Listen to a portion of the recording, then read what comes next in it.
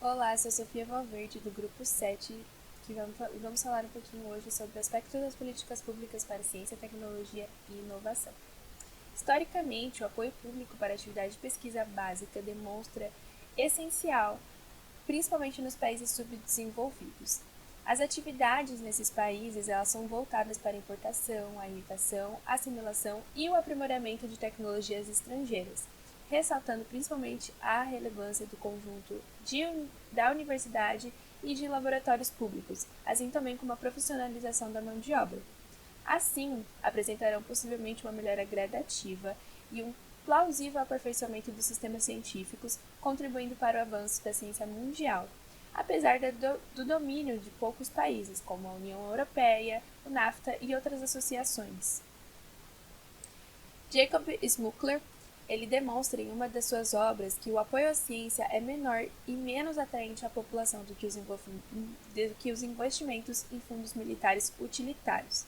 Entretanto, este conhecimento público, esse interesse público, ele é contrário ao que é visto, o que foi visto na Segunda Guerra Mundial, onde a ciência básica, onde o desenvolvimento básico, ele foi muito relevante para o aprimoramento de diversas técnicas militares. Assim, esse período foi denominado Big Science, essa série de mudanças nos países industrializados após a Segunda Guerra Mundial, principalmente envolvidas às políticas públicas. Meu nome é Arthur e eu vou dar início ao financiamento público de pesquisas. Antes de mais nada, tem que citar quem foi Francis Bacon. Francis Bacon é a imagem do homem ao qual foi atribuída uma política nacional de ciência e tecnologia baseada em apoio público. Em sua obra The New Atlantis, o autor defende a criação de um instituto de pesquisas, que no livro é dado como a Casa de Salomão, que usaria os resultados das expedições científicas para estabelecer de acordo com a obra o conhecimento e as causas de todas as coisas. E, além de tudo, Bacon ajudou a desenvolver na Grã-Bretanha um clima cultural e político favorável à ciência nos séculos 17 e 18. A imagem ao lado é a foto de Francis Bacon. Falando agora sobre a indústria bélica. No século XIX, o apoio às academias de ciências e pesquisas universitárias foram muito pequenas, no mundo todo, mas apesar de terem sido pequenas, suas importâncias foram consideráveis no contexto da época. Por exemplo, as fábricas de armas e os arsenais públicos lideravam os avanços da tecnologia metalúrgica, enquanto os navios de guerra foram importantes para a indústria naval como um todo. O final do século XIX. Ao final do século veio o surgimento de novas tecnologias, como tecnologia química e elétrica, fazendo os governos expandirem as atividades científicas e técnicas. Laboratórios para a introdução e regulação de padrões industriais ganharam importantes responsabilidades de pesquisa e fomento de pesquisas civis, como por exemplo o Boreal of Stans, nos Estados Unidos, e o National Physical Laboratory, da Grã-Bretanha. É importante falar do impacto das guerras no desenvolvimento tecnológico. A Primeira Guerra Mundial ela estimulou o crescimento do apoio governamental em pesquisa científica e nas áreas de desenvolvimento tecnológico em vários países. Na Grã-Bretanha, onde foi fundado o Departamento para Pesquisas Científicas e Industriais, o DSR, departamento este que continuou apoiando a ciência civil até 1960, controlando laboratórios governamentais e financiando pesquisas nas universidades. Em outros países ocorreram ações similares, mas foi na Segunda Guerra e na Guerra Fria que ocorreu o maior aumento dos financiamentos governamentais para P&D. Esses financiamentos se desenvolveram pelo apoio de grandes projetos. O de mais destaque entre eles foi o Projeto Manhattan, que visava a elaboração de armas nucleares. Oi, gente, meu nome é Leonardo e eu quero falar para vocês um pouco sobre o investimento público em ciência e tecnologia, principalmente depois da Segunda Guerra Mundial. O investimento público era um tanto quanto desacreditado, mas ele se manteve e cresceu por meio do interesse militar. O que aconteceu? Os Estados Unidos da América desenvolveram, em maior intensidade, um interesse por pesquisas de base que pudessem ser usadas de forma bélica após a Segunda Guerra Mundial. Então, as pesquisas, sem um foco específico em desenvolver qualquer tipo de armamento, mas que levassem a uma evolução técnica nesses aspectos, foram muito fundadas e financiadas nos Estados Unidos, principalmente pela Força Aérea Americana e o Office Naval of Research, que se tornaram os maiores patrocinadores da pesquisa básica nos Estados Unidos. Eu quero falar também sobre investimento público e investimento privado em pesquisas de base. O investimento público ele é guiado mais por um caminho de longa data, para investimentos que não necessariamente vão ter um retorno imediato, um retorno óbvio, um retorno claro, enquanto que o investimento privado ele foca mais em pesquisas mais direcionadas, com resultados mais práticos, efetivos e menos demoradas. Então, pesquisas que precisem de muitos recursos, tanto financeiramente quanto em questões de tempo, como por exemplo pesquisas que se desenvolvem ao longo de décadas, são pesquisas que tendem muito mais a serem financiadas por instituições públicas do que por instituições privadas. Alguns exemplos de pesquisas de base que foram desenvolvidas graças a investimentos públicos são as pesquisas que investigaram os buracos na camada de ozônio, as pesquisas que envolvem física de partículas e de astronomia, e de pesquisas sobre o câncer e a sua relação com o tabagismo. Porém, apesar do bom desempenho dos exemplos citados anteriormente, de investimentos e pesquisa em ciência e tecnologia por parte do Estado, alguns autores como Terence Kealey, que foi professor de bioquímica nas universidades de Cambridge e em Buckingham, discordam da prioridade do investimento em pesquisas de base. Segundo ele, somente sociedades muito ricas poderiam financiar a pesquisa de base e que a pesquisa de base deveria ser posta em último lugar, tendo seu financiamento primário vindo do mercado, de uma forma plural, e não de uma forma única vinda do Estado. Olá, eu sou Iago Duarte e eu vou falar um pouco sobre os investimentos públicos na pesquisa e desenvolvimento focado no setor produtivo. Bom, primeiramente é importante frisar que após a Revolução Industrial, muito se modificou a questão dos investimentos públicos em pesquisa e desenvolvimento. E um fator histórico muito importante para a gente entender um pouquinho sobre isso é com relação à Segunda Guerra Mundial. Durante a Segunda Guerra Mundial, muito se investiu em armas nucleares e também na aviação militar. E no pós-guerra não houve uma diferenciação nos segmentos que recebiam investimentos públicos, migrando apenas da aviação militar para a aviação civil. Muitos outros segmentos poderiam ter recebido investimentos de pesquisa e desenvolvimento, principalmente os setores alimentícios, setores de geração de energia, assim como indústrias têxteis e também outros serviços. Mas Freeman, no livro, ele cita que houve um avanço tecnológico na aviação civil muito por conta do histórico militar ainda da época da guerra. Tanto que, no pós-guerra, Grã-Bretanha, França e Estados Unidos investiram um quarto de seus investimentos na aviação civil. E isso não seria errado, mas também tem que se dizer que outras áreas necessitavam desses investimentos, principalmente quando são investimentos públicos. E Freeman cita também no livro o progresso técnico, ou seja, investir em segmentos estratégicos para que o país consiga se desenvolver da melhor forma possível. Trazendo isso como exemplo, a gente pode citar o setor agrícola.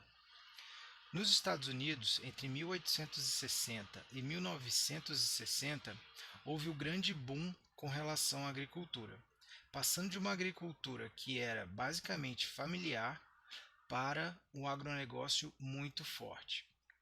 Tanto que, hoje em dia, as empresas que atuam na agricultura, elas têm investimentos próprios em pesquisa e desenvolvimento, coisa que no século passado não era possível.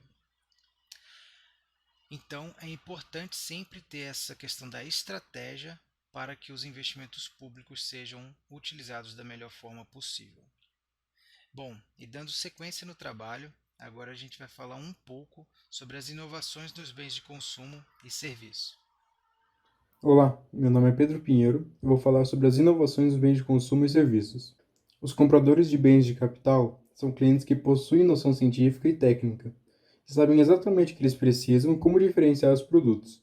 E por saber o que eles precisam, podem até encomendar uma inovação. Esses compradores não se importam muito com a publicidade por volta desses produtos, Por outro lado, no mercado de bens de consumo, o papel da publicidade tem um papel muito maior na escolha de um produto. Através de estudos, podemos observar também que os inovadores que se esforçaram para entender as necessidades futuras de seus consumidores tendem a ser bem-sucedidos. Um exemplo é o caso da fabricante Lego, que desenvolveu seu brinquedo a partir das necessidades e preferências de seus usuários. Há diversos motivos para afirmar que os compradores de bens de consumo são menos capazes de julgar e diferenciar os produtos, por depender de informações rasas e não possuir conhecimento técnico. Isso mostra um problema em relação à teoria do mercado do consumidor ideal, onde o consumidor tem o poder de escolha, possuindo as informações perfeitas do produto e podendo escolher a melhor oferta, e forçando os fabricantes a sempre inovar e atender às necessidades dos consumidores, para estar sempre à frente da concorrência. Nisso, existem três fatores que podem diminuir o poder de escolha do consumidor, que são, em áreas onde a principal mudança entre os produtos é técnica. A variedade de escolhas é definida por inovações planejadas anos antes, ou seja, o consumidor não tem a verdadeira capacidade de influenciar na futura variedade de produtos. Outro motivo é que o caso ideal ocorre quando o consumidor consegue ter uma informação perfeita sobre o produto, para fazer sua diferenciação sobre os outros. Porém, caso o produto requira um conhecimento técnico, torna-se mais difícil fazer a diferenciação entre produtos semelhantes. É muito mais fácil decidir quais verduras estão melhores em uma banca de feira do que qual celular é melhor diante de tantas opções. O terceiro fator é que o consumidor não tem noção dos impactos que sua escolha pode ter a longo prazo. Por exemplo, se uma pessoa compra um automóvel poluente e essa escolha é repetida por milhares de pessoas, todo esse volume irá causar impactos ao meio ambiente e ao espaço urbano. Inicialmente, o consumidor não tem ideia disso. Outro exemplo é o descarte de resíduos plásticos, que causa impactos cada vez maiores com o passar do tempo. Olá, eu sou Arthur Palmucci e eu vou continuar a falar sobre inovações dos bens de consumo e nos serviços. Primeiramente, é válido ressaltar que existe uma separação maléfica no mercado entre pesquisas e projetos, ou seja, as possíveis melhorias reais para o consumidor não são efetivadas geralmente pela escolha do produtor. Isso acontece pois ele prefere trabalhar a marca ao invés das qualidades do produto, e ignora necessidades reais para dar foco em mudanças meramente estéticas ou chamativas, pois seu real objetivo é o lucro. Uma possível saída seria apenas possível numa sociedade socialista, na qual o lucro não existiria, portanto, discute-se o desenvolvimento de produtos, que seria beneficiário diretamente ao seu uso e aprimoraria a experiência do usuário. Além disso, para a melhoria no setor terciário da economia, seria necessária a criação de uma parceria entre os consumidores e o Estado. Para que haja um mercado mais justo, com mais especificações técnicas e transparência com o consumidor, a criação de uma parceria que obrigaria a disposição de informações para os clientes, a fim de promover uma melhor decisão na hora de uma possível compra, e proibindo propagandas enganosas que induzem ao erro, seria de suma importância para a experiência do usuário. Houve uma tentativa de sumarização desse desejo em 1971, no relatório Rothschild, na Grã-Bretanha. Entretanto, ele afirmava que os interesses do Estado deveriam ser colocados em jogo junto com os dos consumidores, o que desabaria no mesmo conflito já existente, com um agente diferente, o Estado, que tem sua própria vontade e não respeitaria a vontade dos consumidores, e perpetuaria o desgaste já existente. Bom dia, meu nome é Carlos Leonardo Caramante Ribeiro e eu vou falar sobre as mudanças de prioridades em ciência e tecnologia. O relatório Rothschild diz que as prioridades nacionais da P&D nunca podem ser estabelecidas. Isso só pode ocorrer em termos setoriais, de acordo com os quais cada setor julgar necessário. Um exemplo disso é que na década de 1960, o ZEWA e os países europeus de porte médio tiveram o equivalente a metade de todo tipo de despesas em P&D gastas em projetos de segurança nacional e prestígio político. As despesas de P&D. Uma classificação das despesas de P&D segundo objetivos públicos precisa sempre ser vista com grandes reservas, uma vez que o mesmo programa pode ter o apoio de diferentes agências por uma variedade de motivos que podem mudar ao longo do tempo. Mas, fazer uma classificação desse tipo é algo altamente desejável, pois o debate das prioridades públicas é o sentido das mudanças, e o sentido das mudanças deve estar baseado no conhecimento da escala aproximada das diversas alocações. Após a Segunda Guerra Mundial, foi mostrado que existe um importante sentido do porquê o agrupamento dos programas militar, nuclear e especial durante as décadas de 1950 e 1960 pode ser justificado. Todos os programas dependeram em grande parte de fundos públicos durante esse período, tendo sido impulsionados por razões de segurança e prestígio nacional, e sob o comando de instituições criadas para apoiar esses projetos, se tornando bem definidos na mente do público como um tipo de política científica. Desde a Segunda Guerra Mundial, as políticas para a ciência e tecnologia dos países da OCDE têm passado por várias fases diferentes, desde a primeira versão em 1963 até a de 1990. Tendo em vista todo o sucesso e desenvolvimento militar, concluiu-se que o investimento traria bons retornos, levando a muito mais da metade dos gastos públicos sendo destinados a isso no auge da Guerra Fria. E realmente foi eficiente aos parâmetros que divulgavam, já que esses programas supostamente beneficiavam a tecnologia e a economia em geral. Com isso, muitos órgãos de política científica de outros países foram iniciados pela pesquisa nuclear. Entretanto, houve fatores que auxiliaram a favor das fraquezas dessas políticas, como excessiva ênfase na Big Science and Technology e negligências de outros serviços e atividades para inovações eficientes na economia, além de negligência dos próprios economistas e outros responsáveis, o que levou a gastos elevadíssimos e de forma rápida em P&D. Já no pós-guerra, com toda a expansão científica e tecnológica, começaram a dar mais atenção aos custos e eficiência dos gastos, no setor produtivo por conta da pressão do mercado e no governo pelo legislativo e opinião pública, levando à redução das taxas de crescimento do orçamento em P&D e mais fiscalização. Por fim, algumas questões não deixaram de surgir sobre os objetivos do crescimento econômico, que mesmo não sendo algo novo, era voltado às questões dos recursos que poderiam se esgotar ou quão perigoso isso seria para os próprios humanos.